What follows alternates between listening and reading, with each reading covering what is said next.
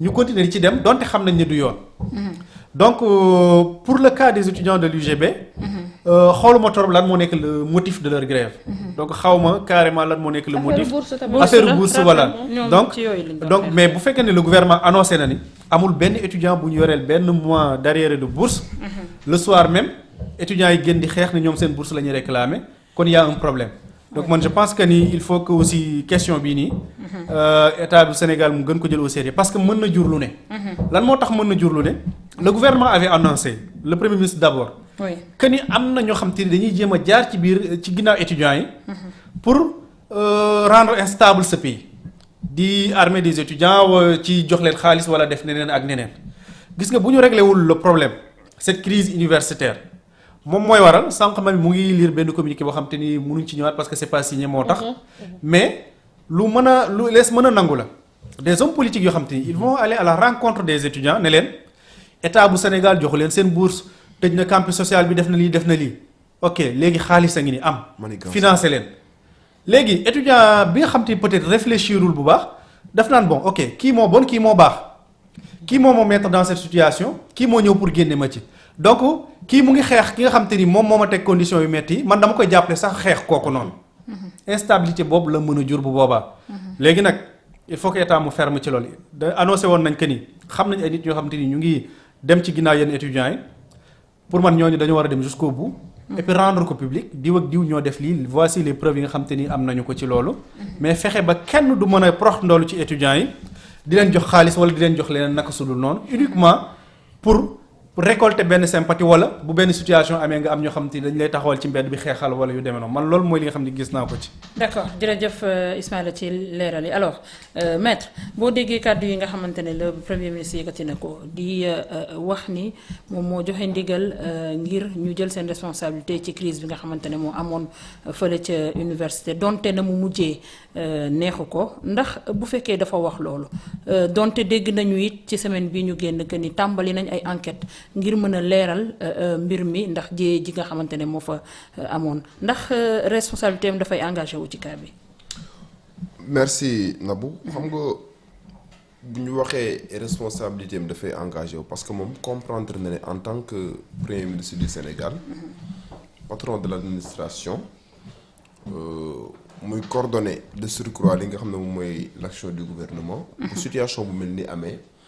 moom du dédouaner boppam. et dans la vie il faut savoir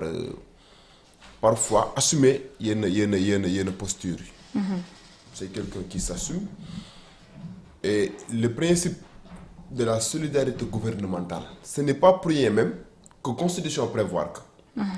constitution du Sénégal dafa prévoir le principe de la solidarité gouvernementale parce que boo liree article 56 de la constitution du Sénégal da lay wax ne le gouvernement du Sénégal est collégial et solidaire. collégial et solidaire donc lépp loo xam ne dafa concerner benn secteur rek le premier ministre bi nga xam ne moom mooy coordonner il est censé coordonner l'action du gouvernement mënu cee détacher li nga xam mooy responsabilité am loolu moo tax mu assumer ne moom moo jox ndigal li nga xam ne moom mooy force de l'ordre ñu dugg université même après il a exprimé en tout cas son indignation par rapport ak yenn comportement yi nga xam ne nii am na fa ba mu entraîner en tout cas yenn situation yoo xam ne c'est assez complexe. donc loolu bu fekk c'est le contraire en tout cas qui aurait créé benn polémique mooy par exemple bu fekkoonte ne dafa ñëw mu détacher complètement ay responsabilités am dañ naan moom kat situation bi am na mais da cee dédouaner boppam. donc pour montrer aux Sénégalais que man maay le premier ministre du Sénégal je coordonne l'action du gouvernement.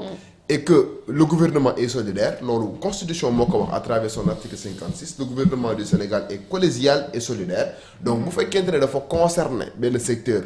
boo xam ne ki ko jiite mooy le ministre de l'intérieur man maa leen coiffé ñoom ñëpp donc sama responsabilité day engagé wu. et je crois que bi mu tenir discours boobu noonu c'est un discours en tout cas boo xam ne daf ko rehausser pour la bonne et simple raison que ñu bari danoo wax ne njiit da nga war a assumer. gisoon nañ fi ay gouvernement yoo xamante ne à chaque fois que bu situation masaana am dañuy renvoyer li nga xam ne tey jii moom mooy la responsabilité jiiñ fi opposition bi ay terroristes. jiiñ fi opposition bi lu ne mais situation yu mel ni bu amee donc bu assumer rek c'est parce que loolu lañ doon xaar ci moom mais aussi au-delà du fait que mu assumer li nga xam ne moom mooy sa responsabilité il a donné des garanties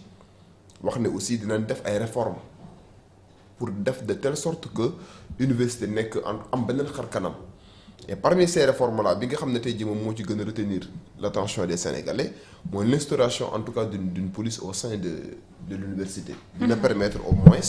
mu gën a dissuader yenn situation yi nga xam ne ni daana fa am te aussi je crois que buñ koy defuñu ko pour apeurer les étudiants defuñu ko en tout cas pour mu nekk benn épée de Damoclès contre les étudiants mais c'est juste pour wan leen ne leen kat dañoo bëgg gën a prendre en considération li nga xam ne moom mooy la sécurité des étudiants yi nga xam ne ñoom pour gën leen a may en tout cas une capacité de se déplacer librement gérer seen affaire au sein en tout cas du campus social. Donc c'est des réformes yoo xamante ne ni buñ ko matérialiser en plus du respect du calendrier universitaire ni ko Ismaïla waxee luy compliqué lay doon nag parce que parfois am na ay cas de force majeure yoo xam ne moom mooy entraîner l'irrespect du calendrier universitaire mu am ay chevauchement te chevauchement yooyu noonu day créer benn déséquilibre budgétaire parce que bourse yi ñuy fay du xaalis boo xamante ne tey jii dañuy tëb nii rek état génne que dañ koy budgétiser wax ne période bi buñ ci tolloo kat lii la état mën a décaisser période bi duñ ci tolloo lii la état mën a décaisser donc bu amee ay chevauchement ci année bi rek am ay perturbations rek parfois état day nekk dans une situation assez inconfortable parce que ay prévisions de départ yi mu defoon par rapport ak li ñu waroon a fay bourse yi day fauché donc si réussissent en tout cas en connivence avec les autorités ñu nekk université ñu def de telle sorte que le respect du calendrier universitaire ñu am ci benn consensus def de telle sorte que étudiants yi di tijji ci mois bu normal tëj ci mois bu normal dem vacances ci mois bu normal dina xaw a atténuer en tout cas situation yi nga xam ne ni day provoquer ay déséquilibres budgétaires ba état parfois di nekk dans l'incapacité en tout cas pour mën a fay yenn boursiers entre autres. étudiants yi aussi comprendre benn affaire le gouvernement mi ngi décarcassé wu le gouvernement mi ngi trouver en tout cas des solutions pour mettre leen dans une situation assez confortable je dis assez confortable parce que vie étudiant mënul neex. déedéet. on peut pas être un étudiant et vivre dans le luxe am luxe mënul ne. parce que yow da ngay jàng pour am xam-xam pour xam-xam boobu mën la mën a permettre nga intégrer le monde professionnel. c'est-à-dire boo nekkee étudiant en tout cas man ba may nekk étudiant nekkuma woon étudiant par exemple pour nekk ci benn luxe donte ne tey jii nii nous savons tous que la bourse c'est quelque chose de vital. bu dee jàng la yóbbu. dina la bu dee jàng moo la fa tegoon. voilà côté boobu laay waxee. ça veut dire que yow mi nekk étudiant yow yaay am dans ta tête l'idée selon laquelle man dama am lu ma bëgg dina métti parfois di nga toog parfois doo am loo lekk di nga def lii di nga jànkonte yenn situation yi mais tu dois en tout cas à partir du moment où am nga le minimum état bi mi ngi décarcassé wu mettre à ta disposition le minimum sukkandikul ci loolu nga dem nga góorgóorlu nga xam ne dans l'avenir en tout cas bokk nga ci ñi nga xamante ne tey jii nii que ñoom ñoo war a apporter en tout cas leur contribution pour la construction en tout cas de ce pays-là. Mais de continuer à travers ay amicales di créer ay fronts di def grève par-ci par-là di continuer def ay revendications yoo xamante ne ni et parfois même que c'est des revendications assez capricieuses donc c'est des choses yoo xamante ne tey jii day gën a yokk benn day gën a attiser li nga xam ne tey jii moom mooy le feu te vraiment on n'a pas besoin de entreprendre dans l'avenir ay situation de tension yoo xam ne day am fi nga xam ne moom mooy ci université à partir du moment où le premier ministre à travers sa communication il a prêté une main forte aux étudiants gëmloo leen ni leen kat ñun suñu doom ngeen et que li ñu tax a jóg mooy mettre leen ci condition yoo xam ne dina leen mën a permettre ngeen jàng convenablement jot le minimum bi leen mën a permettre ngeen jënd ay seen ticket yi nga xam ne dina leen mën a permettre ngeen lekk pour au moins mën a tenir donc yaakaar naa ne concours boobu noonu nga xamante ne tey jii état du Sénégal mu ngi koy loolu étudiants yi. si les étudiants répondent favorablement. ñu organiser wu rek mën na nekk lenn loo xam ne en tout cas dina apporter des solutions par rapport ak situation de tension bi nga xamante ne nii mi ngi am depuis fort longtemps. d'accord jërëjëf maître alors moomu dégg nga kàddu premier ministre bi nga xamante ne yëkkati na ko jëm ci problème wala jafe-jafe yi nga xam ne moo am ci diggante étudiants yi ak li nga xamante ne mooy gouvernement bi. mu ne ndigal loolee nga xamante ne moo jur jamono jii ñu passé ay jafe-jafe diggante force de l'ordre ak étudiants yi. nee na moom moo ko joxe ngir ñu mën a jël seeni ay responsabilités. nee na it te bu doon daf ko war a defaat dina ko defaat. kàddu yooyu mu yëkkati jëmee ko ci wàllum bourse yi jëmee ko ay leeral yi